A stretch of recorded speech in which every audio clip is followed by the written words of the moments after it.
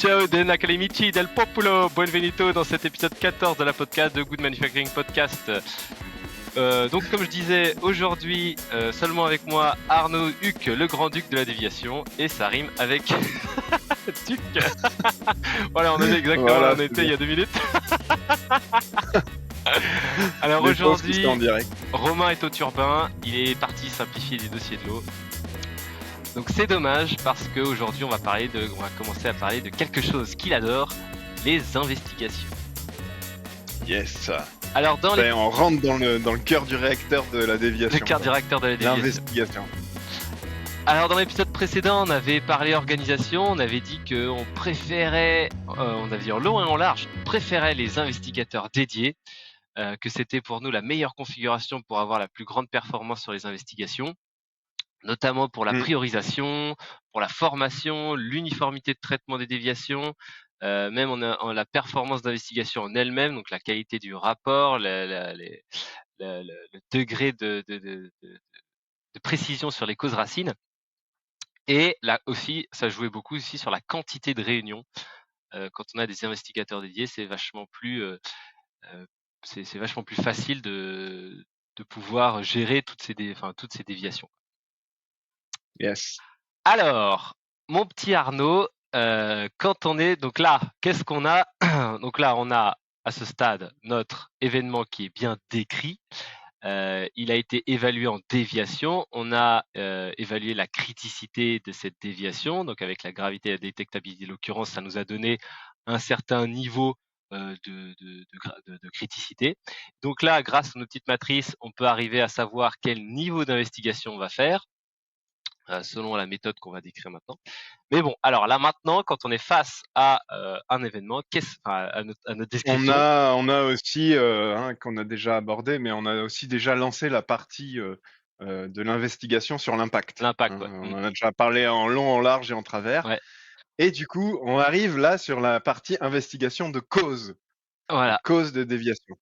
Alors. Et du coup, sur ce point-là, déjà, moi, j'aimerais bien qu'on discute un peu de qu'est-ce qu'on voit sur les sites. Qu'est-ce que tu vois habituellement sur les sites qui n'appliquent pas la méthode que nous on préconise Alors là, moi, je sur suis la sur un partie site. cause. Enfin, là, du coup, le dernier site que j'ai en tête, c'est un site qui est particulier parce que eux, ils sont submergés par le nombre. Et donc, qu'est-ce qui se passe? Donc, c'est-à-dire qu'il y a beaucoup, beaucoup, beaucoup de déviations qui rentrent pour plusieurs Mhm. raisons, hein. Donc, ils n'avaient pas forcément le niveau événement. Donc là, tout rentrait en déviation. Et donc, ce qui se passe finalement, c'est que c'est donc là, c'était les superviseurs qui réalisaient les investigations. Et donc donc là, donc avec un niveau très hétérogène selon l'expérience et la connaissance du process du superviseur. Et donc finalement, ce qui se passe, c'est que ils se concentraient quasiment exclusivement sur l'impact, c'est-à-dire que l'impact élevé, Ouais. Ouais. hop, cause, on arrivait à quasiment à 50% de c'est la faute de l'opérateur, on lui a fait un rappel et hop, on classe quoi. Donc ce qui fait que Ouais, là, c'est d'accord. la spirale de l'enfer. Parce qu'ils n'ont pas le temps. En fait, à cause de la multitude, ils n'ont pas le temps d'aller vraiment creuser sur des causes. Sur des causes plus précises. Donc des fois, voilà, t'arrives quand même à trouver des causes quand même un peu intéressantes, casse machine, machin, j'en sais rien. Mhm. Mais ils n'ont pas le temps d'aller challenger plus que ça. Et à partir du moment où l'impact est élevé, ça, c'est bon quoi. Et Mhm. là, en fait, c'est la spirale de l'enfer. Pourquoi? Parce que plus tu as de déviation, plus du coup, moins tu as de temps pour aller investiguer des causes un peu plus précises. Moins tu investigues les causes, moins du coup tu mets des capas efficaces pour que la déviation ne se reproduise plus. Du coup, tu as de plus en plus de déviations. Tu as celles nouvelles qui se rajoutent sur le tas, qui reviennent encore. Et en fait, si tu n'arrives pas à casser ce cycle, au plus tu attends, au plus ça va être l'enfer, quoi. Et donc Ouais. là, il faut vraiment à un moment donné dire stop, on arrête, on essaie de faire un tri sur la criticité, on continue de bien évaluer l'impact, mais on prend les trucs les uns après les autres, les plus récurrentes et les plus critiques. Et là, on se met vraiment à trouver des causes racines intéressantes et mettre des capas efficaces pour endiguer le problème, parce que comme ça, enfin, au bout d'un moment, tu vas exploser, quoi. Mhm. Alors, ce qu'on voit sur d'autres sites, donc ça, c'est un site que tu décris, c'est un site qu'on voit assez régulièrement, même si c'est pas forcément Voilà, Enfin, c'est de moins en moins présent, hein. Mmh. C'est une tendance à la baisse quand même, parce que bah, forcément, il y a beaucoup de challenges, hein, ne serait-ce que par les inspecteurs sur les investigations. Après, l'autre truc qu'on voit sur bah, tous les sites, hein, très clairement, c'est OK, vous avez l'investigation, voici la boîte à outils, 5 pourquoi, 5M, Ishikawa, blablabla, truc, brainstorming, débrouillez-vous. Et après, bah, c'est les gens qui doivent choisir quel outil ils vont utiliser en fonction de leur déviation. Mmh. Alors ça tourne très, très, très souvent autour du 5e, mais bon voilà, bref. Du coup, bah, en fait, quand on est investigateur, on est là, on dit: «Ah, qu'est-ce que j'utilise?» Alors soit il y a un outil sur lequel on a plus l'habitude et on prend toujours le même outil, soit, bah, en fait, on sait pas trop comment démarrer et du coup ça pédale dans la semoule. Mmh. Et en fait, le vrai point derrière ça, c'est, on n'a pas une démarche d'investigation de cause standardisée. En disant, on commence, OK, là on a une déviation, on commence l'investigation de cause de telle manière, et puis après on déroule les étapes comme ça, les unes après les autres, de manière articulée, hem, pour arriver, à des causes racines ou alors, bah, en fonction du degré de profondeur qu'on a identifié grâce à notre analyse de criticité, peut-être s'arrêter sur une cause initiale, mais en tout cas voilà, du coup, le fait de ne pas avoir une démarche standard, ça a généré plusieurs choses. Ça va générer le fait que bah, les investigateurs ils vont se retrouver assez souvent avec ce phénomène de page blanche. Je sais pas trop comment démarrer. Du coup, bah, j'attends demain. Peut-être que j'aurai plus de plus d'inspiration, plus de créativité. Puis le lendemain, c'est pas mieux. Et puis on laisse traîner petit à petit. Et puis on se retrouve à J-2 avant la clôture à devoir faire un truc Mmh. qui sera un peu brinque-ballant. Ou alors, ben, en fait, avoir, de l'hétérogénéité, très importante, sur la manière d'investiguer, d'un investigateur à l'autre. Parce que, bah, l'investigateur A, il sera plus à l'aise avec tel outil, l'investigateur B plus à l'aise avec tel autre outil et voire même de l'hétérogénéité, au sein de même investigateur qui, d'une investigation à l'autre, va utiliser tel ou tel autre outil. Et donc, on se retrouve après avec une investigation, enfin des investigations très différentes les unes des autres. Mmh. Et au moment des inspections, c'est encore plus difficile du coup de reprendre le sujet quelques mois, quelques années après. Mmh. Du coup, on se retrouve à faire des PowerPoint pour présenter nos investigations aux inspecteurs. D'ailleurs, c'est un petit défi là chez vous. Si vous voulez, un peu, bah, pour ceux qui font pas forcément d'inspection, parce que ceux qui font des inspections, vous le faites régulièrement, allez chercher une investigation critique, d'il y a 2 ans et amusez-vous à essayer de la relire comme ça, c'est assez rigolo. Et alors, Mmh. qu'est-ce que tu penses de ce diagramme d'Ishikawa? Moi, je le déteste. Ah, moi aussi, je le déteste. Bah, enfin, diagramme d'Ishikawa, c'est un 5e, hein, en Oui, fait, c'est ça, hein, oui, bah, déjà c'est de base, hein. c'est un Enfin voilà, c'est un c'est le 5e, mais 5e. alors pourquoi moi je le déteste? Parce qu'en fait, ça découpe complètement ton histoire. Tu es infoutu de raconter une histoire propre en faisant un diagramme d'Ishikawa slash 5e. Impossible. Si tu commences par ça, tu vas avoir des blocs qui ont rien à voir les uns avec les autres, et finalement tu vas faire pas mal de redites d'un bloc à l'autre, et ça prend de la, enfin, quand tu résumes après chaque M par paragraphe, du coup là, quand tu prends ton rapport, c'est OK, tu pars sur un sujet, hop, je sais pas, ça s'arrête à un moment ou à un autre, tu as quelques trucs, après tu pars sur un truc complètement différent, et cetera. C'est très compliqué de raconter l'histoire correctement avec un diagramme de Chico, voilà. Exactement. Et moi, je le déteste aussi parce qu'en règle générale, quand on fait son diagramme, on pose le quoi de la déviation. Et alors là, vas-y, c'est la boîte de Pandore. On peut identifier tout et n'importe quoi dans chacun des M. Et en fait, au lieu d'avoir une déviation qui est focalisée sur le problème, on se retrouve à ouvrir l'investigation à tout le site. Enfin, je caricature un peu, mais pas loin. Et du coup, ça fait des choses bah, qui sont des fois pas très pertinentes et pas très en lien avec le problème. Mmh. Donc non, moi je le déteste. Ça ne veut pas forcément dire que le 5e est un mauvais outil, mais c'est la façon dont on l'utilise, moi, qui me dérange. On en parlera peut-être pas aujourd'hui tout de suite de comment utiliser bien le 5e, parce que je sais pas jusqu'où on va arriver aujourd'hui. Ce sera peut-être pour la prochaine fois. Mais non, le 5e, c'est un outil de catégorisation, c'est un outil d'aide à la réflexion, Mmh. mais c'est aussi un outil qui a tendance à te matrixer, en fait. Ça te met un cadre qui t'empêche justement de voir d'autres choses différemment. Matrixé, ça fait longtemps que j'avais pas entendu ça. Tu sous-entends quoi? Que je suis un vieux? Non, non, c'était un truc, c'est vrai qu'on utilisait beaucoup il y a quelques années, mais maintenant, matrixé. Voilà. Ouais, c'est vrai, ouais, bah, Donc voilà. Donc, ouais. c'est vrai que ça te force à réfléchir d'une certaine manière et finalement à occulter une partie du problème qui peut être importante. Et finalement, après, quand tu arrives au moment où il faut le mettre, bah, tu le mets pas forcément correctement et ça passe à la trappe. Les éléments importants passent à la trappe. Voilà. Et autre point, c'est que le cinquième, ça reste un outil qui demande de l'effort, hein. C'est pas non Mm, plus très simple, hein. Enfin, ça demande pas mal de travail. Et pour moi, c'est quand on est sur un début d'investigation, et encore plus si du coup on s'arrête là parce qu'après c'est une mineure, c'est un outil qui est trop surdéveloppé par rapport aux besoins. mm, Il va être utilisable un peu plus tard dans l'investigation pour des déviations pour lesquelles on va aller plus loin dans la recherche de causes. mm, Mais en gros, on a notre quoi, notre danger, hein, dans la description QQOQCP. La première étape, ça va être d'identifier des causes initiales. mm. Et le cinquième ne permet pas d'identifier des causes initiales. Le cinquième, il permet d'aller creuser après vers les causes racines. Mais les causes initiales, pour moi, c'est un outil qui est trop gros, en fait, pour des causes initiales. Il faut faire quelque chose de beaucoup plus simple. Et alors, maintenant, l'outil favori des, l'outil favori des personnes sur les sites aussi, c'est le 5 pourquoi. Alors, enfin, moi, le 5 pourquoi, c'est pareil, moi, je trouve ça très bien, mais il a un énorme défaut sur un début d'investigation.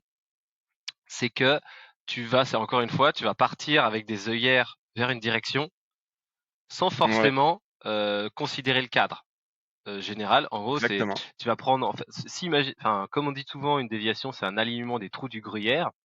Et en considérant le 5 pourquoi, en général, tu vas prendre un trou et tu vas voir pourquoi il est là ce trou. Ok, très bien. Mais, Mm. et ça peut te donner, si t'as finalement, si tu as de la chance, voilà, ça peut te donner suffisamment de levier pour faire une action pertinente si le trou il est facilement comblable. Mais du coup, tu peux aussi te retrouver dans un cas où le trou que tu as pris, il est, il est difficilement comblable, où ce sera une action à 100 000 euros, quoi. Alors que, en considérant Exactement. le cadre général, c'est-à-dire en considérant l'ensemble des trous dès le départ, eh bien du coup, tu peux avoir une chance de trouver un levier facile à mettre en place sur un des trous du gruyère qui va te permettre d'avoir une action efficace sur cette déviation. Mm. Ah, on est juste en train de démonter les outils que tout le monde utilise. Non, On va se faire, ils sont très on bien. va se faire Ils sont très bien ces outils. Euh, déglinguer. ils sont très bien ces outils, mais c'est juste, voilà, il y a des défauts et des inconvénients sur chacun d'entre eux. Oui, D'ailleurs, ouais, sur le carrément. principe, bah, nous, on les utilise, mais un peu différemment, quoi. Ouais, mais on les utilise un peu différemment et on les a structurés un peu différemment et on les a combinés Mm. surtout. On les a combinés, quoi. Alors, Mais encore une fois, moi, pour démarrer une investigation, je commencerai jamais par un 5 pourquoi, jamais par un cinquième. mm. Voilà. Et alors nous, du coup, par quoi on commence?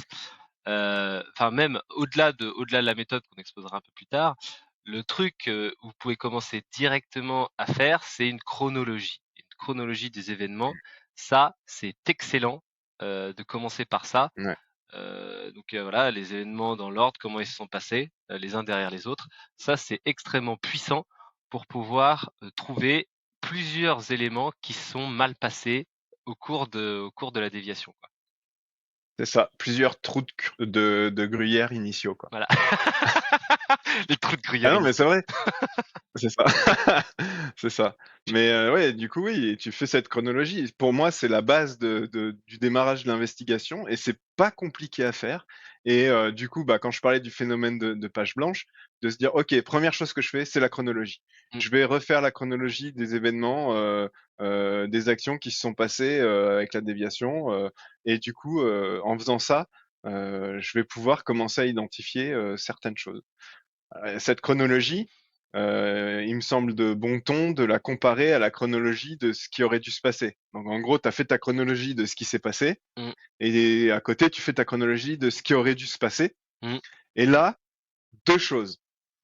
Tu as deux chronologies de ce qui aurait dû se passer. Tu as la chronologie de ce qui aurait dû se passer d'après ce que disent les documents mmh.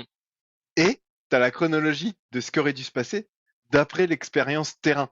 Et c'est intéressant parce que tu vas identifier des écarts entre ce qui s'est passé, ce qu'aurait dû se passer par rapport à ce que demandent les documents, ce qu'aurait dû se passer par rapport à ce que fait habituellement le terrain. Et du coup, même, tu peux avoir des écarts entre ce que fait habituellement le terrain, ce que demandent les documents. Et bref, tu commences à identifier un certain nombre d'écarts dans toutes ces chronologies. Et ça va être des causes initiales, en Mm. fait. Ces écarts-là, ça veut dire que, en gros, tous ces écarts-là ont mené à la conséquence finale qui est la déviation. Et au-delà de ça, de faire ça, ça va t'obliger à faire deux choses. Ça va t'obliger à aller voir dans les documents, de physiquement y Ouais. aller, quoi, hein, de prendre le enfin, physiquement, informatiquement y aller et le lire, le papier. Et c'est là que souvent on a ah bah non, c'est pas marqué, ou ah putain, j'ai rien compris, ou ah, je l'ai pas trouvé, ou Je le trouve pas. ou alors on entre dans le labyrinthe documentaire, clic, clic, Ouais, c'est clic, clic, ça. clic, Ah, clic. mais ça. Ah, bah alors attends, je crois que c'est dans tel document. Ah non, ça renvoie à tel autre Et, document. Ah, attends, maintenant c'est là. Alors et là, le double renvoi, pouh. c'est dans celui-là, et l'autre qui dit c'est dans celui-là, boum, au final c'est nulle part. Oui. Ouais. Après, bah, du coup, quand on est dans le labyrinthe documentaire, en général, c'est les experts du site il y a que les experts du site parce qu'en vrai, quand tu es opérateur, que tu es sur ta ligne et que il y a le feu sur le côté là, bah, genre tu vas prendre le temps d'aller regarder tous les machins et si franchement si au bout de 3 minutes, t'as pas trouvé le document, c'est mort, ça sert à rien quoi. Ouais, encore 3 minutes, t'es gentil, hein. Donc ouais. Euh, Sur l'activité que le mec il fait tous les jours et qu'il a l'habitude de faire, je peux t'assurer que s'il a un problème et qu'il trouve pas le document plus rapidement que 3 minutes, il ira pas le mm. chercher, hein. Enfin, Et ça, faut juste en avoir conscience. c'est clair. Et le deuxième truc, et donc tout ce qu'on raconte là, il faut le coupler avec ce qu'on raconte sur les erreurs humaines. Vous savez, on est un podcast assez Ouais. intéressant sur les erreurs humaines où on divise les erreurs humaines en 5 causes et 3 facteurs là. Allez réécouter ça et puis là vous allez voir, ça va faire piouf, connexion et c'est trop bien. Enfin, donc la deuxième chose que ça va t'obliger à faire de faire ça, c'est que ça va aussi t'obliger à aller voir les gens et où est-ce qu'ils travaillent. Aller sur le terrain. Et ouais, on y est. L'investigation, ça se fait sur le terrain, avec les gens du terrain. Et par contre, ce que je conseille d'avant d'aller sur le terrain, c'est de préparer, bah voilà, justement, de faire cette chronologie. Et là, du coup, il va y avoir plein de questions finalement qui vont fuser, qui vont fuser quand on fait cette chronologie de la documentation, de ce qu'on pense qui doit être vrai et de ce qui s'est vraiment passé. Là, déjà, on va Et se... même pour faire ce qui s'est passé, hein, Ouais. tu as besoin d'aller sur le terrain des fois, d'aller voir dans les logbooks, d'aller voir dans les dossiers de l'autre, d'aller demander aux gens qui ont été présents pendant la découverte de l'événement. D'où l'importance du QQCP, le qui. Tu sais, le qui dans le QQCP, Mmh, souvent les gens font ah mais on peut pas dire que c'est un tel parce qu'après ils vont se sentir. Non, on en a besoin parce qu'on a besoin d'aller voir les gens pour qu'ils nous mmh, expliquent mmh, mmh, ce qui s'est réellement passé. Donc même pour décrire ce qui s'est passé, on a besoin d'aller sur le terrain. mmh. Puis même de voir après, pareil, le degré d'urgence ressenti des personnes lorsqu'ils ont exécuté l'action. Alors c'est pour ça que c'est important d'y aller vite. C'est parce que du coup, c'est là où ils vont se rappeler qu'effectivement le gars il était pas là ou enfin il s'est passé plein de trucs. Et là, ils vont avoir vachement plus d'informations que si vous y allez rien qu'une semaine plus tard, quoi. C'est ouais, bah ça s'est passé comme ça. Et Ouais. puis on n'a plus en fait le malaise qui s'était passé sur la ligne ce jour-là, quoi. Et qui était Ouais, causé et par puis d'autres trucs. alors là c'est intéressant parce que du coup on revient un peu en arrière quand on disait 5M, 5 pourquoi, blablabla. C'est un moyen de retarder le démarrage de l'investigation parce qu'on sait pas trop comment la démarrer, de se dire ok c'est une déviation, j'y vais tout de suite, je vais faire ma chronologie des événements. Il faut y aller tout de suite. Mmh, C'est-à-dire que moi je sais que dans une expérience passée, c'était le matin au point de pilotage. En plus on était ensemble, Pam. On faisait est-ce que c'est une déviation ou pas? C'est une déviation. Boum, je prenais le truc, j'allais sur le terrain, j'allais voir directement les gens. Parce que chaque minute qu'on perd, chaque jour qu'on perd, faut juste imaginer que les gars sur le terrain, enfin l'équipe sur le terrain, ils ont produit. Ils ont produit des journées, voilà. Si vous y retournez une semaine après, il s'est passé 5 jours où les mecs ils ont fait que produire. Ils vont oublier, c'est obligé, ils vont oublier quelques éléments d'information. Et donc vous allez perdre de l'information qui peut être super utile dans votre investigation. mmh, Donc il faut y aller tout de suite. mmh. Alors une question là qui vient d'arriver. Bonjour, que pensez-vous du système de clôture en fast track? Pas de déploiement d'investigation 5e par exemple, mais une conclusion détaillée et justifiée de pourquoi cette déviation cette déviation peut être clôturée rapidement? Et que pensez-vous des clôtures de déviation sous réserve de recevoir des résultats labo? Alors, il y a 2 éléments très intéressants Alors, là-dedans. attends. Redis-moi, Ouais. fast track, Alors, clôture donc fast on track, fait pas de cinquième, on fait pas d'investigation 5e par exemple, mais une conclusion détaillée et justifiée de pourquoi cette déviation peut être clôturée rapidement. mais moi, non, franchement, ça, moi, je suis très, très, très frileux par rapport à ça. Plusieurs raisons.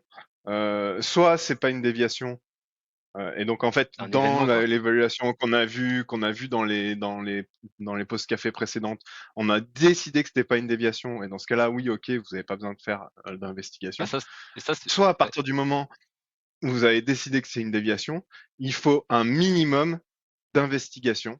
Et si c'est mineur, effectivement, bah, la chronologie, comme donc nous, ce qu'on appelle un schéma de comparaison des situations, hein, la chronologie de ce qui s'est passé, ce qui aurait dû se passer, combinaison des 2, ça vous donne des causes initiales. Ça, c'est fait rapidement, hein, dans la journée, ça peut être fait, hein, Mmh, mais du coup, c'est un minimum. Parce que vous avez une déviation, vous avez besoin de de d'adresser la cause. Et en plus, très clairement, je pense que, et d'ailleurs, je crois qu'on a des clients qui ont eu des remarques en inspection, hein, sur ce genre de pratique, de dire: «C'est une déviation, on n'investigue pas».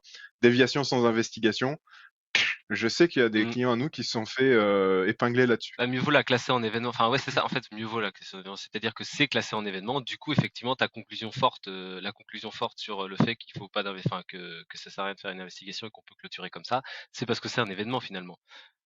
C'est que tu Mmh. raison, hein. Ouais, Hem, ouais. Non, non, et du coup, voilà, donc moi, je suis pas du tout favorable à ça. ap Si vraiment c'est des pratiques que vous avez, à mon avis, c'est une pratique à risque, et c'est peut-être aussi que vous avez peut-être un problème de charge capacité au niveau des investigateurs. Ça veut dire que vous avez pas assez de capacité pour investiguer, quoi. Et après, aussi, tu as aussi un autre truc, c'est quoi l'enjeu au final derrière faire l'investigation? C'est mettre une action. Enfin, en fait, c'est trouver une capa Oui, ouais, pour régler la cause, quoi. Et donc finalement, mmh, faire ça, ça veut dire que, bah, ça veut dire qu'on veut pas mettre de capa. Alors après ça peut s'entendre, mais nous, du coup, on a cette fameuse matrice, heu, de décision de mettre une capa ou pas qui va être en fonction, bah, voilà, de la criticité, de la fréquence et cetera. Hem, et puis si tu te dis, «J'ai pas besoin de mettre d'action», ça veut dire que ton événement, il est, suffisamment pas grave, que tu le détectes facilement, qu'il est pas récurrent, machin. mmh, Donc en fait, boum, ça tombe même pas en déviation, quoi, ou ouais, ou une si tu déviation. veux pas adresser la cause. Ouais, ou une déviation qui est pas récurrente et qui est pas grave. Enfin, on pourrait projeter la matrice, on le projetera peut-être au prochain coup, la matrice. Ça, je l'ai pas Mmh. préparé. Heu et donc, la deuxième question qu'on avait, c'était, qu'est-ce que vous pensez des clôtures de déviation sous réserve de recevoir des résultats labo? Alors ça, c'est très intéressant aussi. Bah, moi, c'est pareil, en fait, le résultat labo, ça te permet d'avoir l'information sur l'impact, Mmh, pas sur la cause. ouais, Et encore une fois, à partir du moment où tu as ouvert la déviation, c'est que tu as eu un problème, tu as eu un écart dans ton process, que tu as jugé suffisamment grave, peu détectable, récurrent, ou enfin bref, avec ta matrice God là, mmh. pour dire c'est une déviation. Et donc, tu as besoin d'un minimum de recherche de cause.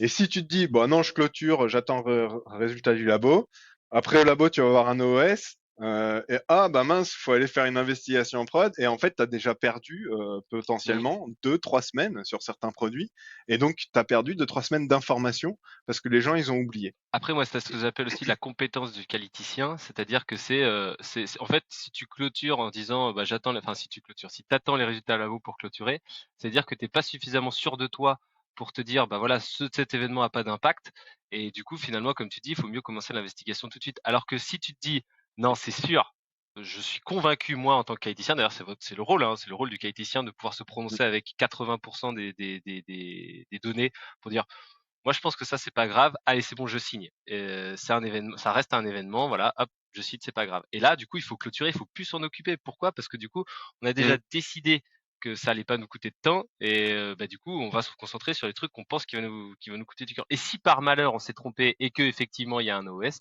bah, c'est là on dit ah bah oui bon bah on relie ça à l'événement et on commence à investiguer l'OS quoi. On s'est trompé, mais du coup on se mmh. trompera beaucoup moins souvent, on se trompera beaucoup moins souvent dans ce sens-là que dans l'autre. Ouais, ouais, je suis d'accord. Donc ouais, non, à partir du moment, enfin clôturer, ne pas faire de recherche de cause du tout parce qu'on se dit on attend les résultats du labo.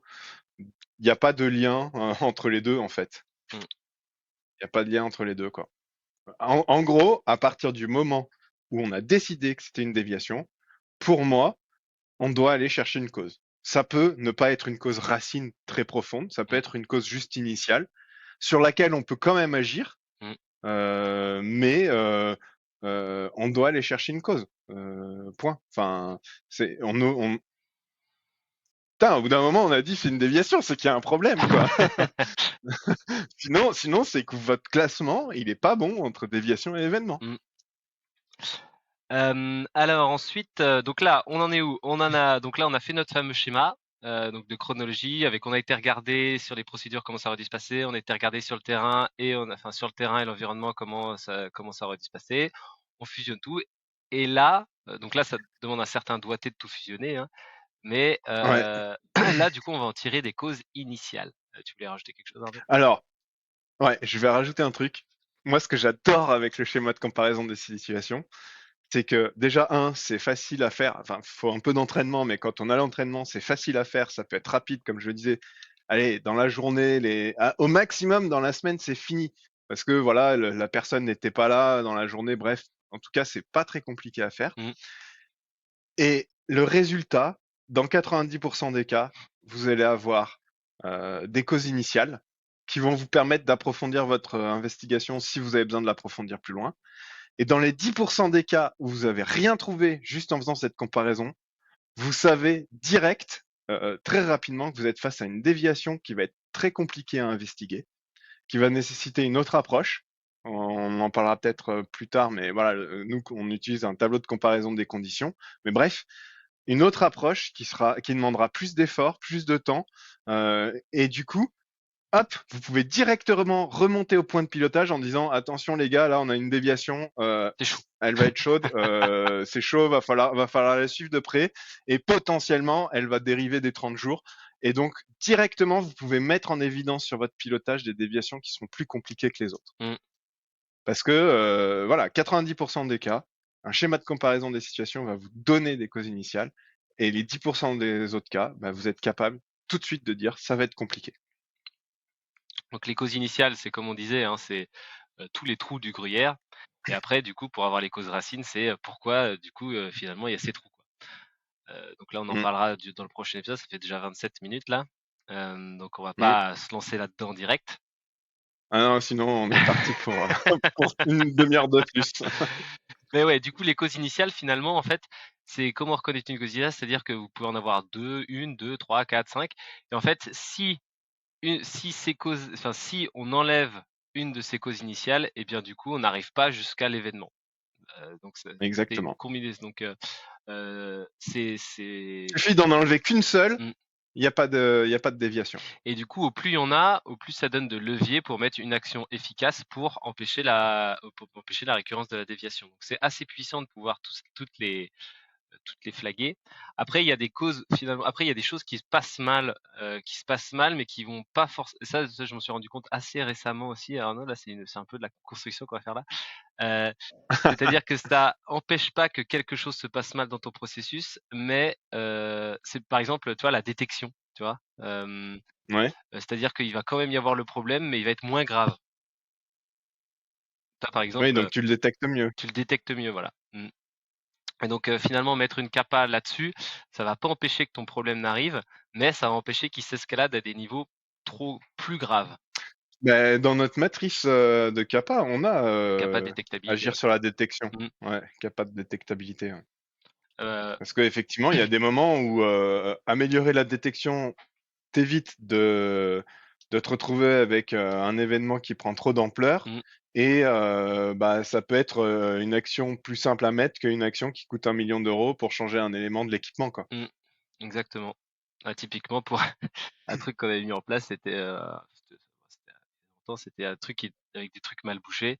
En fait, tu mets un petit bâton et hop, quand le truc il est mal bouché, hop, ça tape sur le petit bâton et ça arrête la ligne. Et finalement, du coup, tu détectes Ouais. vachement bien, enfin, tu peux détecter pour 2 euros tes flacons mal bouchés, quoi. par Et exemple. faire une conduite à tenir après quand on détecte un Mmh. et pour reprendre tout le Mais contrôle, sur ton ça process. règle pas le problème de pourquoi les flacons sont mal bouchés et voilà. Donc ça, c'est Ouais, vraiment une action ouais, type détectabilité. exactement et si tu as vraiment beaucoup, beaucoup, beaucoup de flacons mal bouchés, là, peut-être que tu vas aller plus loin dans ton investigation pour aller mettre, le la cause racine de pourquoi c'est mal bouché et t'attaquer au problème, au cœur du problème. Mmh, mmh Ce mh. que je disais tout à l'heure, hein, une cause initiale, on peut quand même agir dessus, et des fois et surtout quand on est sur des déviations mineures, c'est suffisant. Et puis quand si ça empêche pas que le problème revienne et que ça prend trop d'ampleur, là, en fait, on va basculer peut-être plus sur du majeur et une investigation plus poussée et on va aller au-delà d'un schéma de comparaison des situations et on ira sur un un diagramme romanesco comme on l'appelle nous. Alors on a une question, qui dit, «Où sont décrits vos événements dans les BPF?» Nos événements dans les BPF. Ouais, c'est une question qui est assez intéressante. Sur quoi spontanément Heu, je répondrais par rapport au c'est dans le chapitre 1, qui dit qu'effectivement les déviations doivent, enfin tu dois en fait avoir, tu dois en fait commensurer ton investigation à la criticité de l'événement mmh, et finalement, si tu décides que ton événement, a une criticité suffisamment faible et bien du coup, tu décides que nul, c'est nul, voilà, et bien du coup, pas tu le classifies d'investigation. en événement et tu passes pas d'effort Voilà, là-dessus, quoi. exactement. Moi, j'ai un bon exemple à chaque fois là-dessus que je donne en formation, j'aime bien. C'est, parce que souvent on dit, les déviations, c'est écart au document et la Mmh. procédure de déviation, elle dit, on clôture les déviations en 30 jours et et du coup, à chaque fois, je pose la question: «Mais du coup, vous ouvrez une déviation quand une déviation n'est pas clôturée en 30 jours?» Et là, tout le monde me regarde: ouais, mais non, mais la procédure, elle dit que dans ce cas-là, on peut faire un rapport intermédiaire». «Ah oui, et si votre rapport intermédiaire, il est pas fait en 30 jours, vous ouvrez une déviation?» Mmh. Ah et voilà et donc là, on commence un peu à relativiser aussi, bah, justement le degré de risque, en fait, de l'élément. Alors ça veut dire quand même que tu maîtrises pas ton process déviation, si tu en as beaucoup. Si tu en as une de temps en temps, voilà et du coup, c'est toujours assez intéressant de poser cette question-là. Mmh. Après je pense on répondra avec plus de précision, sur cette question de l'événement, parce que du coup ça demande ça demande un peu d'analyse documentaire, parce que je connais pas les articles par cœur. Donc je pense on fera ça en introduction le prochain coup. Et Ouais, voilà, donc du coup merci beaucoup à tous de nous suivre, c'est toujours top. Merci à tous pour vos questions, c'est excellent et du coup, bah, on se retrouve, la semaine prochaine pour un prochain épisode. allez, merci, à la semaine prochaine.